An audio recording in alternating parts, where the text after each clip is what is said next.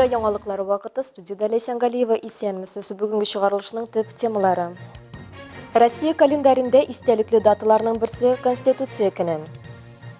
Азнакайлылар Казан мәсе бәйгесендә көч сынашты. Әлмәттә төрле спорт төреннән ярышлар уза. Бүген Россия Федерациясе Конституциясе көне. Ул илебездә бик мөһим дәүләт бәйрәме буларак билгеләп үтелә. Дәүләт һәм гражданлык җәмгыяте үсеше өчен нигез булган илнең төп законы кабул ителгән көннән 29 ел үткән. Әлеге истәлекле датага атап, КИУ студентлары Россия Федерациясенең төп законын популярлаштыруга ярдәм итүче диктантта катнаштылар. Новая, великая, свободная Россия во время последних поправок поставила в качестве своих основных принципов построение социального государства,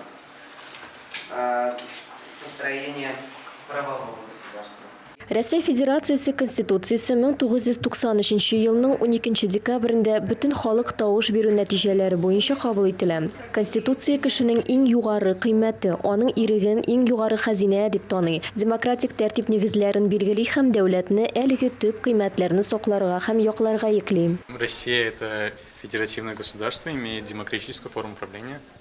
Имеет нерушимость границы. Виталий Тимирясов исемендәге Казан инновацион университеты студентлары Конституция көненә багышланган диктантта катнаштылар. Шулай итеп, студентларны төп мәкаләләр буенча белемнәрен сынадылар. Булачак юристлар, ихтисатчылар һәм педагоглар 4 аудитория буенча бүленеп 150 кеше онлайн тест узды. Каждый человек должен развивать патриотизм к своей стране и уважать Конституцию. Һәр кеше үз илендә патриотизмны үстерергә һәм Конституцияны хөрмәт итәргә тиеш. Чөнки аннан башка илдә булмаячак. Мин күбрәк кешене җәлеп итү һәм Конституцияның һәр кешенең тормышында мөһим өлеше булуын күрсәтү максатыннан диктантта катнашам. Важная часть.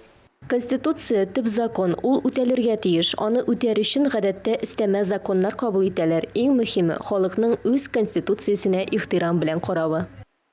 Республикада инвалидлар декадасы ахырына якынлашты. Берәүләр сәламәтлек мөмкинлекләре шикләнгән балалар турында декабрь барышында гына искә төшерсә, икенчеләр һәр даим аларга җылы бүләк итәргә һәм үсештә булырга ярдәм итә.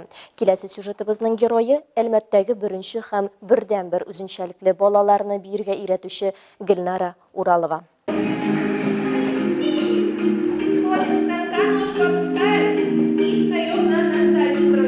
Кечкенәдән Гөлнара Уралова хореографияның төрле юнәлешләре белән шөгыльләнә. 6 яшьтән биюгә килгән Гөлнара инде 20 елдан артык бию өлкәсендә эшли. Меня всегда беспокоил вот этот вопрос, что дети с ограниченными возможностями здоровья, они не могут наравне со всеми заниматься, их не принимают в коллективы.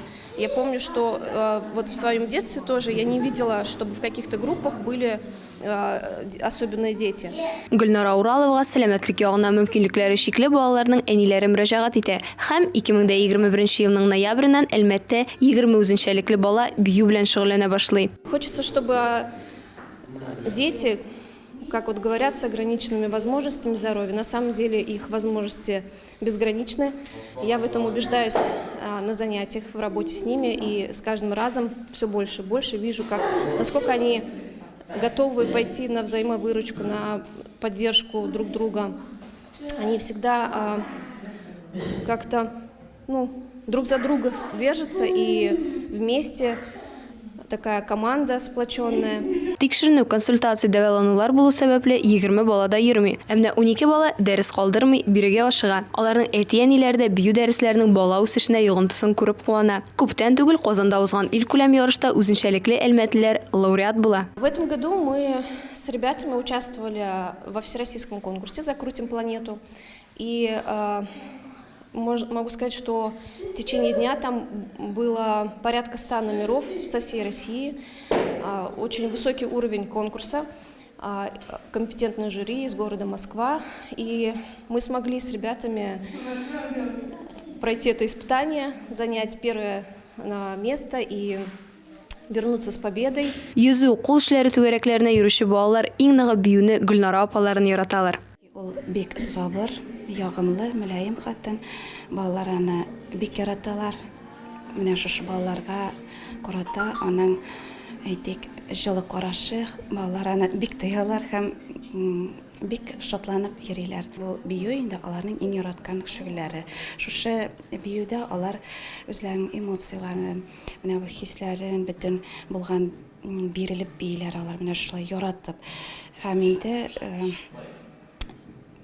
шәйтам инде с удовольствием менә бик теләп киләләр. Олы йөрәкле әлмәтлеләр күп ул. Мәсәлән, Геракл бокс клубында шөгыльләнүче спортчылар үз сәламәтлекләрен генә кайгыртып бокс белән шөгыльләнми. Бергәләп ярдәмгә һәм игътибарга мохтаҗ балалар өчен игелекле гамәл дә кыла. Боксчылар Рус Акташының интернат мәктәбенә һәм Әлмәтнең сәламәтлек мөмкинлекләре шиклеләре мәктәбе укучылары янына барып, яңа ел бүләкләре тапшыра. «Делай добро» хәйрия акциясенә Татнефть энергосбыт хезмәткәрләре дә кушыла. 8 декабрьдән 10-сына кадәр Әлмәтнең ат спорты мәктәбендә Татнефть компаниясенең көзге кубогы ярышлары узды. Анда 64 спортчыдан торган Алабуга, Актүбә, Нурлат һәм Әлмәт командалары катнашты. Я занимаюсь 3 года. Хожу сюда с 2 лет кататься там на прокат. Игрушки постоянно, лошадки были. Вот. Очень нравится общение с ними.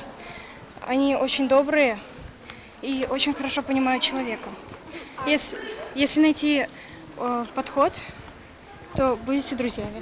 Һәр спортчы тырыш кеше. Татарстанның көньяк-көнчыгышындагы ат спорты мәктәпләрендә дә андыйлар бар. Максатчаннарга республика һәм ил күләм ярышларына бару мөмкинлеген нефтчеләр бүләк итә. Ә инде перспективалы спортчыларны ачыклау өчен һәр даим ярышлар уза. Шуларның берсе елга нокта куючы көзге кубок. Елның азагында яңа ел алдыннан булса да шулай календарь буенча безнең килә. Елда календарный план төзелә по конно-спортивным соревнованиям Татнефтьта. Татнефтьта без елда бер 9-10 турнир үткәрәбез. Төрле объектларда.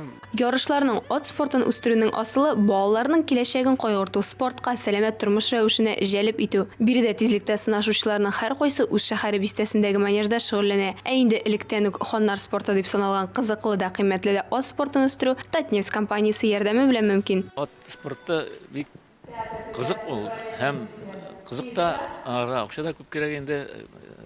Менә шушындай манежлар төзергә кирәк. Ипподром төзергә, атларның бик кыйбат, шуның өчен аның өчен бик күп акча кирәк. Но шул ук вакытта бу бик кызык. Шулай ук Татнефть компаниясының финанс ярдәме белән Нурлат, Алабуга, Актүбә, Әлмәт манежларында сәламәтлек ягыннан мөмкинлекләре шикле балалар ипотерапия, адаптив реабилитация ысулы булган атта йөрү белән шөгыльләнә ала. Маршрутта катнашучы 5 спортчы чиратлап чыгыш ясаганнан соң киләсе 4-5 спортчы 20 минут дәвамында разминка ясый. Бу вакытта трибунада артистлар җырлар белән сөендерә. Төрки халыкларның берсе буларак безнең атларга хөрмәтебез һәм мәхәббәтебез зур. Безнең ата-бабаларга акыллы җан ияләре көнкүрештә файдалы булса, соңгы 70 елда атларны күпчелек ярышларда гына күрәбез. Татар халкы белән бәйле ярышларда спорт төрләрен саный башлауга беренчеләрдән булып милли көрәш күз алдына килә.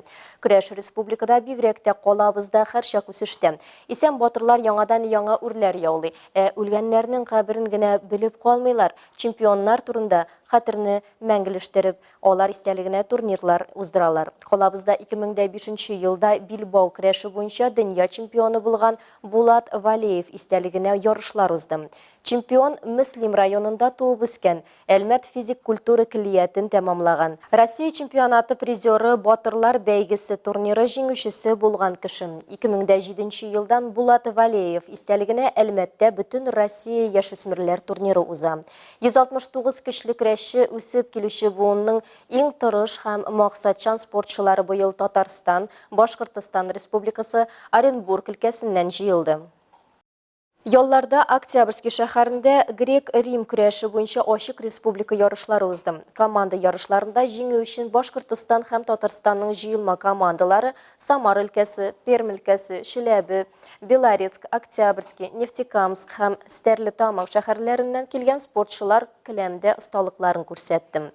Әлмәтнең Олимпия резервындагы спорт мәктәбендә шөгыльләнүче Салават һәм Хаммат Талиповлар республиканың җыелма командасы составында Татарстанны 2нче урынга чыгара.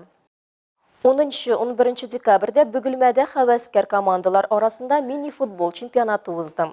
Республика кубогына әзерлек саларында Әлмәт футбол командасы да чемпионатта катнаша. Әлмәт ир-егетләре 4 уенның 3-сендә җиңә, берсендә 8 исәп белән уенны тәмамлый һәм 10 очко белән турнирның чемпионы була. Бүгенге чыгарылышта шулар иде. Мин Лейсан Галиева һәм монтаж операторы Олия Бәйрамалова сезнең белән сау булышабыз. Исән сау булыгыз.